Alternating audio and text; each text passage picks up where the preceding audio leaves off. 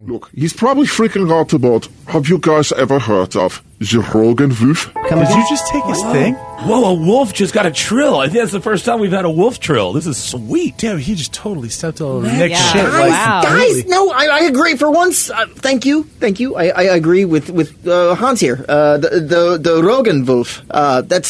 Have you ever heard of him?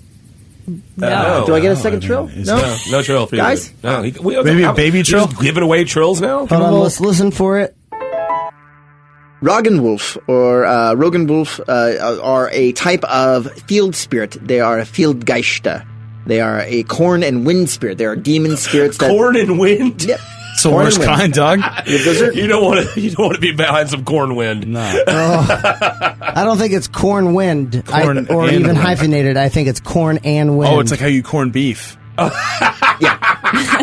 Exactly. So they are corn and wind spirits. Okay, cool. That's like a So fart. sometimes you have to think it's inextricably linked to the harvest, old world farmers, the corn being their harvest, and the wind being providing lightning and rain in some instances. Spirits of the corn. Exactly. So all throughout German folklore, these appear as animals, people, or chimeras of the two or numerous different creatures. And a chimera is... It's like a Mr. Potato Head of animal parts. Okay, So, gotcha. Okay. It's the lion with the wings of Yeah, an it's a eagle griffin. and the butt of a shark. Yeah, exactly, except for the shark bit. The shark butt. But The least intimidating part of the shark. Shut up, man, daddy. It's butt. I'll have to answer to you. so the mythology of these creatures is linked to that of the hearth of the home and the planting of crops and their eventual harvest. The Fieldgeister, these spirits of the land, they are very much alive and omnipresent amongst the crop. And as the crop is harvested, these creatures escape the scythe and the mowers by traveling further and further back into the fields. And eventually, they, when the last corn stalks are down to the last few, these wheat stalks, grain stalks, rye stalks, they become a safe haven for these creatures, and they will actually reside inside of the last heads of grain, which invariably are always kept so as not to upset the balance of nature. These last few bits, they are then transformed physically into a totem, a corn quote-unquote doll, a sculpture of sorts, a little weaving of these grain stalks. Is this like Children of the Corn kind of? Feeling like it. Less making blonde it? hair, less albinoism. That's Malachi! More shark butt. More shark butt. Yeah, exactly. So thereby making this totem traps the spirit inside of it, and then the doll is brought inside the home to be placed by the hearth, the center of the home. You think everything in these times revolved around that. That's where all the meals were prepared. It was a source of light at night. It was the Little center corn husk place. dolls. I mean, we've all seen those. I mean, that's weird that it has a connection like this that I never knew about. I've seen several photos of some of these, and some of them look more just like geometric braidings of sorts of these stalks. Well, this is a Greek myth cut in, but there are 12 Greek gods and goddesses. They are referred to as the Olympians. The 13th goddess was Hestia, the goddess of the hearth, who is often overlooked. She's like the Pluto of the Greek gods. The dog? She kept everything together, but she's never really mentioned. She has no stories, nothing like that. So that's She's the housewife. Of Maybe this like god. representative. Yeah, of, doing everything well and not getting any real recognition for it. Holding it together. So, when spring returns and the time of planting has arrived, a spring ritual of some kind is performed, and the spirit is released from inside of this totem. Typically, this is achieved through a purifying, cleansing fire. And the quote-unquote doll is burned to release its captive spirit, and the cycle begins anew. Of course. So during its time inside of the home, during the winter, during the off months, the spirit and the totem are treated with the utmost respect and care. Because not only may the family's livelihood depend on the favor of the said Fieldgeister, but it is considered bad fortune to come into direct contact with a spirit. In fact, it is outright devastating and dangerous. Illness or worse, which you'll see later on, can occur in such instances. And this is where things get really dark. It's like a really fucked up Elf on the Shelf. Yeah. Like next level shit. Have a bad Christmas. So specifically, the Roggenwolf literally translates to rye wolf, and is shaped, obviously, like a wolf. Wolves in general of mythic proportions in the Proto-Germanic and Indo-European cultures have been guardians of the land of the dead.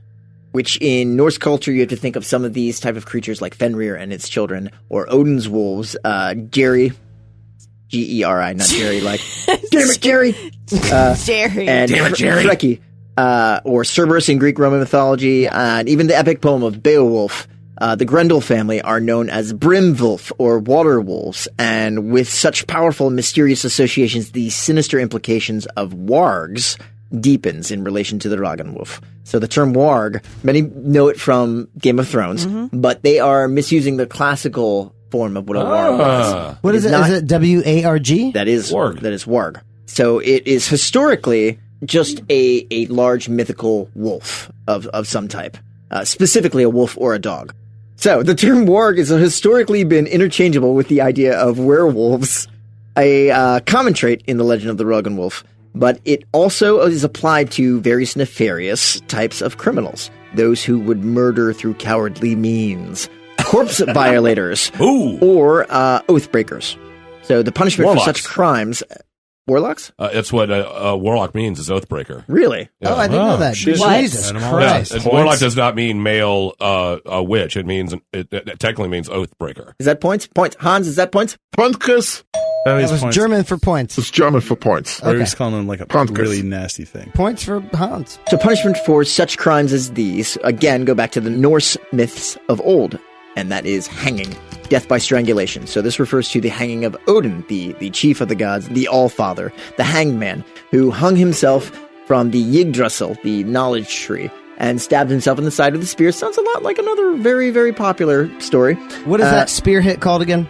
Talking about the Lance of Wounds Longinus? Christ, the, Yes, what was it? The Lance of Longinus? Longinus. Yes, but that is in Christian faith. Right. And so with Odin, he hung himself from the tree for 9 days and nights in order to glean the mysteries of the runes from the Norn or something like that below. From the if well he of had Jord. YouTube, it'd be so much easier. Yes. If he had YouTube, he could just go on YouTube for a while. We didn't have to hang himself by a fucking tree for He's like- 9 If days. he had YouTube, he would have set up a YouTube channel and filmed himself hanging Totally, there and then for he'd get 9 total days. hits. Yeah. Total hits, He man. would have Just to been prove like, to I everyone. lost my eye for this.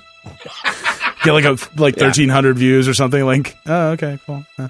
So this was the punishment for these crimes, and this directly ties into the Roggenwolf for two specific reasons. They were notorious creatures for, one, being a being that ambushes peasants and strangles them as they pass through the fields, and also kidnapping children, number two. What a dick. Damn. Wow. So the Roggenwolf does this for probably several reasons, and to maintain, one, its power in the favors of the farmers, to make sure that if it's been offended or pissed off somehow, they know who's in charge, and also to probably please its mother, the Roggenmutter. This is a terrifying creature in her own right, with long bosoms, long enough to even swing back and be thrown over her own shoulders, that are filled with a seeping, oozing black tar, and are tipped with teats of igneous iron, and the body being extremely and utmost entirely white or black, and I'm talking like dark as night or white as a sheet of paper, black and white. And you should have seen its shoes. It's just, are you talking about like tactical battle titties? Yeah. I mean, Basically. that's amazing. In the legend, Badass bitch. she does. She does Just like actually using her body like, I love myself. Just bam, just throwing titties. Toss them shits over my shoulder. I'm out. I squirt toxic breast milk at your face. It's awesome. Well, to paint a picture, she has been known to chase children at the speed of a horse with said titties thrown over her shoulders. Flapping in the breeze. And also to beat them about the head with such iron-tipped titties. Oh, getting a titty beaten. So she also has the power to turn herself into any animal that she chooses, and is always armed with a lethal whip that shoots out lightning out of the tip of it. What? Wow. She also churns children in her iron butter churn. Nice. What? Butter kids. Baby butter. Baby butter. And she scours the fields in search of food, and quite often does, switch out babies for changelings. And this is a very old idea in many, many cultures. This has been known in old Anglican cultures, proto-cultures, for fairies switching out changelings. And they are said that basically the theory, the reasons behind that would be that humans' mother's milk is more nourishing to these spiritual creatures. And they take the human babies back, raise them, make them their slaves. Perfect. It's a 2 for 1. Everybody Yeah, wins. that's And then win-win. profit. Profit. Take babies, turn to slaves, profit.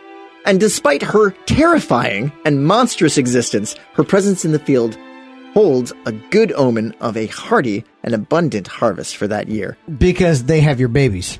So you don't got to eat that much. There's not as the food doesn't have to go as Oh, far. Jesus, Yeah, that was sure. dark. Wait, so is he gonna strangle us?